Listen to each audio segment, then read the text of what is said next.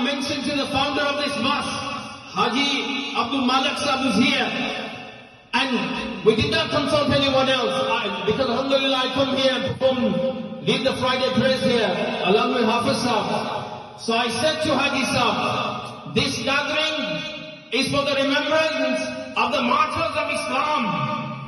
However, those who will participate physically, spiritually, of the followers of none other than not any of today's Shaykhul Islam, not any today's Mufti or Peer, who for their own pockets they go left, right and center.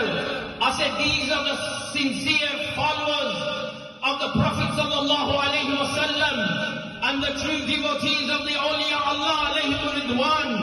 And these are the followers of Amir al-Mujahideen rahimahullah ta'ala. They will come to the house of Allah subhanahu wa ta'ala, preserving the etiquettes of the household of Allah subhanahu wa ta'ala. Because Amir al-Mujahideen's mission began from the mosque, and today it ends in the mosque, that you find his Mazar-e-Muqaddas in Masjid Rahmatul Lil Alameen in Lahore. So this is the message for today, the first point.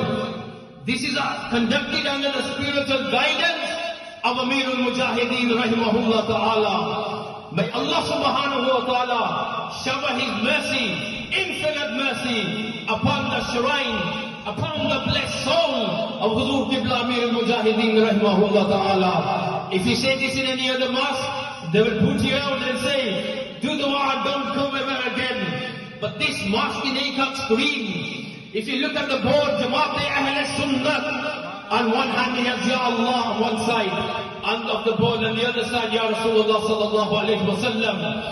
And then on the pulpit, in the heart of the mosque, the name of Amir al-Mujahideen rahimahullah ta'ala, openly. Why? Because we are not afraid to speak the truth.